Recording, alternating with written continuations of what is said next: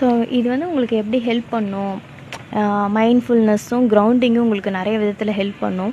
உங்களை நீங்கள் வந்து உங்கள் தாட்ஸை வந்துட்டு வேவரிங் இல்லாமல் வச்சுக்கிறதுக்கும், நிறைய யோசிக்காமல் இருக்கிறதுக்கும், நீங்கள் வந்து நேச்சரில் நல்லா டைம் ஸ்பெண்ட் பண்ணுங்கள், கிரவுண்டிங் பண்ணுங்கள், ஒரு கார்டனிங் பண்ணுறது, அந்த மாதிரி நீங்கள் வந்து ரொம்ப லேசாக இருக்குது. சில இடத்துக்கு போனீங்கன்னா உங்களுக்கு மனசு ரொம்ப லேசாக இருக்கும்.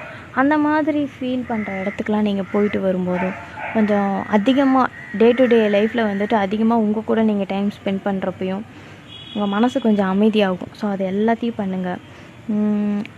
உங்களோட உங்களை கனெக்ட் பண்ணிக்கிறதுக்கு என்னென்ன பண்ணணுமோ அதுக்கான ஸ்டெப்ஸ் எல்லாத்தையுமே எடுங்க, ட்ரை பண்ணுங்கள். ஏன்னா எதில் வந்துட்டு நம்மளுக்கு வந்து விக்ட்ரி கிடைக்கும்னு சொல்ல முடியாது.